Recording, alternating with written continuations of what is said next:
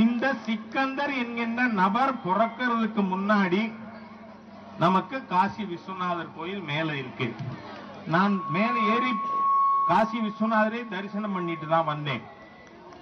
அப்போ இந்த சிக்கந்தர் எதுக்கு மேல போனா? இதுக்கு பதில் வரணும். ஏன்னா மேல யாரும் குடி இல்லை. இன்னைக்கு என்ன சால்ஜாபு சொல்றான், நான் தர்காக்கு போறேன்னு. இல்ல, அன்னைக்கு அதுவும் இல்லையே. அப்ப ஏன் போனா? அங்க இருந்த காசி விஸ்வநாதர் கோயிலை இடிப்பதற்கு போனான் என்றுதான் ஊரிலே எல்லோரும் பேசுகிறார்கள். அதனால நம்முடைய கோவிலை இடிக்க போனவனுக்கு அங்க தர்காவா? இன்னொன்னு அரசாங்க ரெக்கார்டுல இருக்கு. அந்த சிக்கந்தர் அவருடைய சமாதி இருக்கிறது கோரிப்பாளையத்துலன்னு. கோரிப்பாளையத்துல ஏற்கனவே ஒரு சமாதி இருந்தா மேல இருக்கிறது போலிதானே, பொய்தானே? நம்முடைய முருகனுடைய முதற் படை வீட்டை அபகரிக்கும் திட்டம் தானே.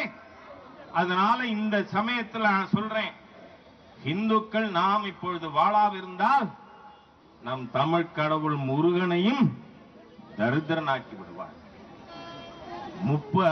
முதல் படை வீட்டை கூறு போடுறதுக்கா யாருக்கு உரிமை இருக்கு? நீங்க ஒரே ஒரு விஷயம், அப்ப முகமது அலி ஜின்னா சொன்னது என்ன? Either concede Pakistan or face civil வார்.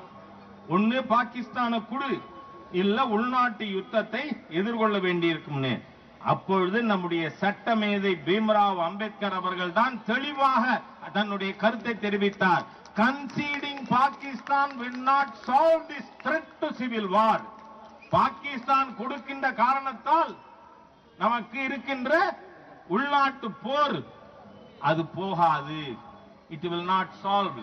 அதுதான் இப்ப தொடர்ந்து கொண்டிருக்கு. ஞாபகம் வச்சுக்கோங்க, 47க்கு முன்பாக இந்த நாட்டை பிரிவினை செய்யக்கூடாது என்று டாக்டர் பீம்ராவ் அம்பேத்கர் அவர்கள் நம்முடைய அரசியல் சட்டத்தை நமக்கு தந்த சட்ட மேதை அவர் சொன்னார், partition will not resolve the threat of civil war. அதுதான் இன்னைக்கு உள்நாட்டு யுத்தத்திற்கு இந்துக்களை வம்பிழுப்பதற்காக நவாஸ்கனி அங்க மேல போறாப்புல ஆடுகோழியோடு. ஆகவே நாம இன்னைக்கே இது முளையிலேயே கிள்ளி எறியாவிட்டால் மிகப்பெரிய விலை கொடுக்க வேண்டி வந்துவிடும். இன்னைக்கு நீதிமன்றத்தில் தமிழ்நாடு அரசு என்ன சொல்லி இருக்கு? அயோத்தி மாதிரி ஆகப்படாதுங்கிறதுக்காக தடை பண்ணானா? அதான் ஆரம்பமே, ஆரம்பமே. அயோத்தி இங்கு முருகப்பெருமானுடைய முதல் படை வீட்டிலே துவங்குகிறது.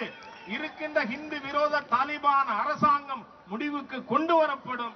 26 அதற்கு முகூர்த்தம் குறித்தாகிவிட்டது என்று கூறி உங்கள் அனைவருக்கும் என்னுடைய கோடான கோடி நமஸ்காரங்களை தெரிவித்து நாம் உறுதியோடு இருப்போம், இந்து உறுதிப்பாடை உலகிற்கு காட்டுவோம் என்று கூறி வார்த்தைகளை நிறைவு செய்கிறேன்.